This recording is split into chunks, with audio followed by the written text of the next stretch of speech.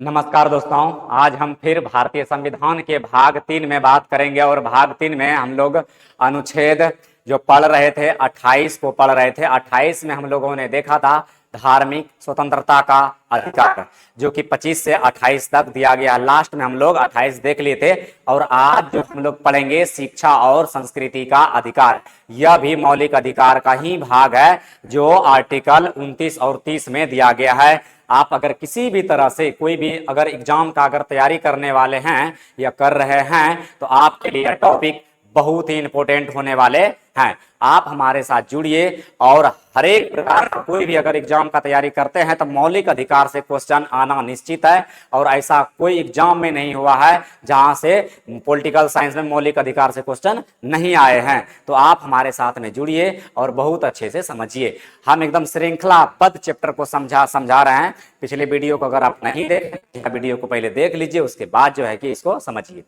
चलिए हम आज बात करते हैं शिक्षा और संस्कृति का अधिकार, जिसमें दिया गया है आर्टिकल 29 से लेकर के 30 के बीच में दिया गया है शिक्षा और संस्कृति का अधिकार। इसको educational and cultural of right कहते हैं इंग्लिश में। ठीक है, चलिए इसमें सबसे पहले हम देखेंगे आर्टिकल 29 क्या कहता है। आर्टिकल 29 है कि अल्पसंख्यकों के हितों को संरक्षण। यहां पर हम सबसे पहले दो बात समझेंगे कि अल्पसंख्यक और बहुसंख्यक। अल्पसंख्यक और बहुसंख्यक क्या होते हैं। अल्पसंख्यक यानी माइनॉरिटी और बहुसंख्यक यानी मेजोरिटी। अल्पसंख्यक का मतलब, मान लीजिए आप एग्जाम्पल लेते हैं, भारत में जो अभी हिंदुओं की संख्या है वह 79.8% है, जबकि मुसलमानों की संख्या जो है 14.2% है। ये अभी के डाटा के अनुसार हम आपको बता रहे हैं। अब इसमें थोड़ा सा समझिए, इसमें ज्यादा कौन है। तो आप बोलिएगा कि सर इसमें ज्यादा तो 79.8% वाला है और कम कौन है,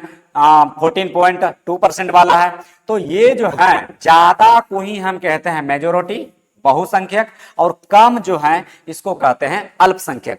जिसमें जो संविधान मेरा कहता है, संविधान मेरा इसमें यह कहता है कि जो अल्पसंख्यक है, अल्पसंख्यक को संरक्षण दिया जाएगा, उनके हितों की रक्षा किया जाएगा। आप इस बात को समझ लिए, ठीक है। उसके बाद अगर हम बात करें आगे, तो इसमें पहला बात आता है कि एक अधिनियम आया था 1992 में। एक अधिनियम आया 1992 में, राष्ट्रीय अल्पसंख्यक आयोग अधिनियम। ये आया था 1992 में। 1992 में इसके तहत जो बताया गया, 1993 में बात रखा गया, क्या रखा गया, 1993 में बोला गया इस अधिनियम के तहत कि 5 धर्मों को अल्पसंख्यक माना गया है। 5 धर्मों को अल्पसंख्यक माना गया है, जिसमें से कि मुस्लिम, सिख, ईसाई, बौद्ध और पारसी है। इन 5 धर्मों को अल्पसंख्यक माना गया है। इस बात को आप ध्यान में रखिएगा 1992 के अधिनियम के तहत।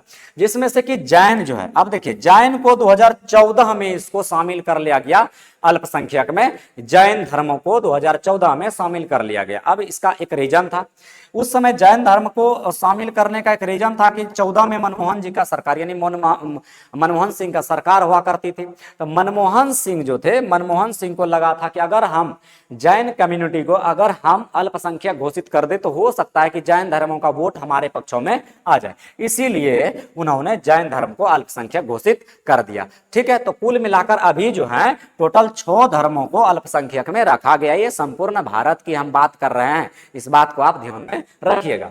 अगर देखें थोड़ा सा और बात कि भारत में धर्मों के आधार पर तो हो गया, यानी कि क्या भारत में सिर्फ धर्मों के आधार पर अल्पसंख्यक घोषित करते हैं, तो आंसर लिखिएगा बिल्कुल नहीं, धर्मों के आधार पर नहीं होते हैं।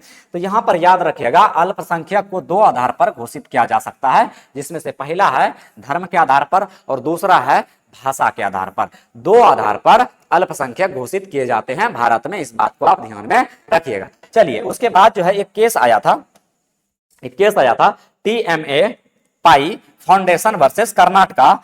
इसमें बताया गया कि अगर कोई राज्य है, अगर कोई स्टेट है, तो उस स्टेट के जो राजनेता है, चीफ मिनिस्टर है, उनको ये पूरा फ्रीडम है कि वो अपने राज्य में भाषा के आधार पर या धर्म के आधार पर अल्पसंख्यक घोषित कर सकते हैं। ठीक है, आप इस बात को याद रखिएगा। तो इसमें यही बताया गया। ठीक है, उसके बाद जो अगर हम अगला बात करें, इसमें बात करें आगे कि भारत में अगर देखें भाषा के आधार पर कि भाषा के आधार पर कौन से लोग सबसे ज्यादा बोलते हैं, तो यहां पर देखते हैं कि यहां पर सबसे ज्यादा जो है हिंदी। अब हिंदी बोले जाने वाले भारत में जो संख्या है वो 53 करोड़ के लगभग है, 53 करोड़ के लगभग है। और दूसरे नंबर पे जो आता है बंगाली आता है। ध्यान रखिएगा यहाँ इंग्लिश भारत में दूसरे नंबर पे बोले जाने वाले भाषा में सबसे ज्यादा होता है, दूसरे नंबर पर है। हिंदी के बाद सबसे ज्यादा मतलब भाषा जो बोले जाते हैं वो हिंदी है, लेकिन यहाँ पर इंग्लिश को यहाँ पर नहीं रखा है क्योंकि इंग्लिश हमारे संविधान में मेंशन नहीं किया गया है,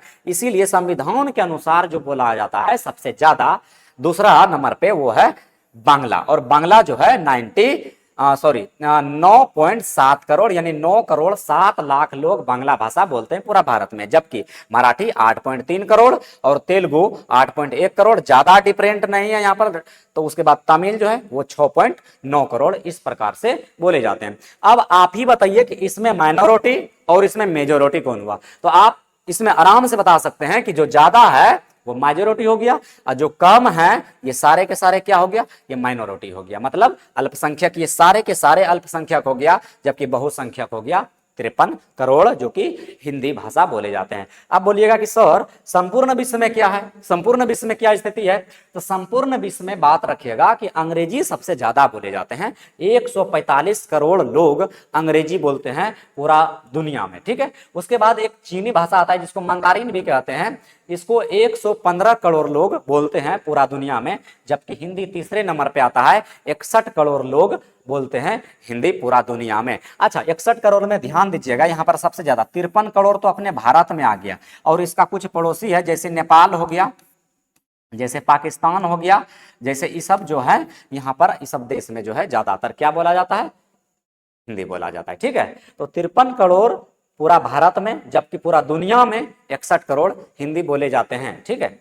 उसके बाद अगर हम बात करें कि और आगे क्या दिया है आर्टिकल 29 में, तो आर्टिकल 29 में और एक बात दिया है 29(1) में देखिए कि कोई भी अगर भारत में निवास करने वाले नागरिकों के किसी वर्ग का निजी जिनकी अपनी भाषा व संस्कृति हो उनको संरक्षण, यानी कि भारत में अगर कोई भी धर्म है या कोई भी भाषा बोले जाने वाले लोग हैं, अगर उनका अपना भाषा अपना धर्म है तो उनको अल्पसंख्यक माना जाएगा और सरकार उसको संरक्षण देगा।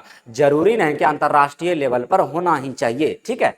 अगर कोई ऐसा लोग हैं, एक ऐसा कम्युनिटी के लोग हैं जिसको भाषा अपना अलग बनाया है, धर्म कल्चर उसका अलग अलग है, तो सरकार उसको संरक्षण देगा। इस बात को आप याद रखिएगा, ठीक है। ये 29(1) में कहता है। अब 29(2) में कहता है क्या, 29(2) में जो है राज्य द्वारा पोषित शैक्षणिक संस्थानों में केवल भाषा वंश जाति के आधार पर, यानी राज्य द्वारा पोषित, राज्य द्वारा मतलब राज्य जिसको मान्यता दे दिया है ऐसे शिक्षण संस्थान को जिसको राज्य मान्यता दे दिया है, तो वहां पर उस शिक्षण संस्थान में उस एजुकेशनल प्लेस पर जो है लोगों को क्या कर दिया जाएगा, बिल्कुल जाति मूल वंश भाषा किसी भी आधार पर कोई भेदभाव करने नहीं दिया जाएगा, जिसको सरकार मान्यता दे दिया है। इस बात को आप याद रखिएगा, किसी भी प्रकार का भेदभाव करने के लिए नहीं दिया जाएगा। तो आप आर्टिकल 29 को समझे, ठीक है।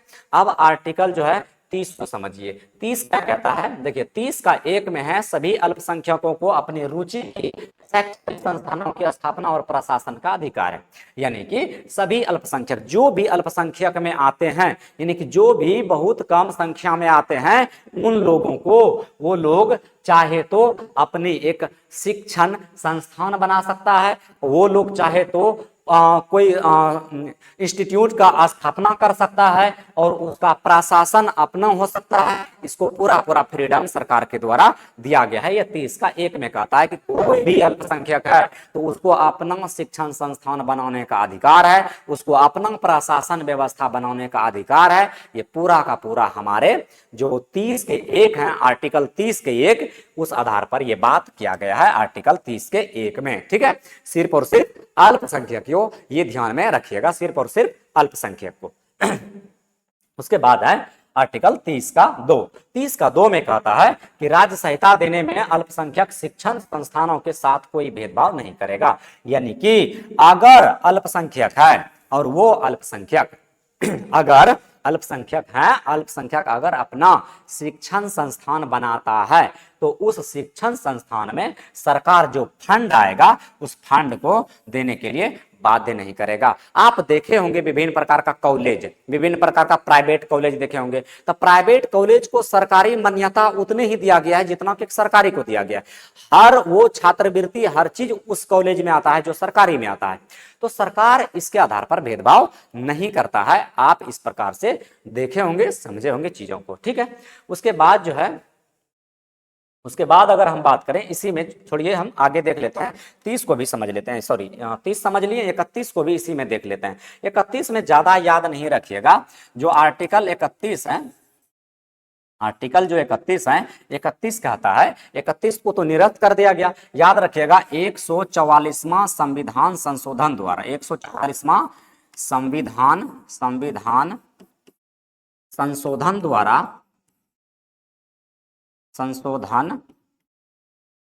द्वारा क्या कर दिया गया है, इसको निरस्त कर दिया गया है, निरस्त कर दिया गया है, ठीक है, निरस्त कर दिया गया है किसको, आर्टिकल 31 को। यानी कि पूरा पूरा इसमें जो दिया था, क्या दिया था, संपत्ति का अधिकार दिया था।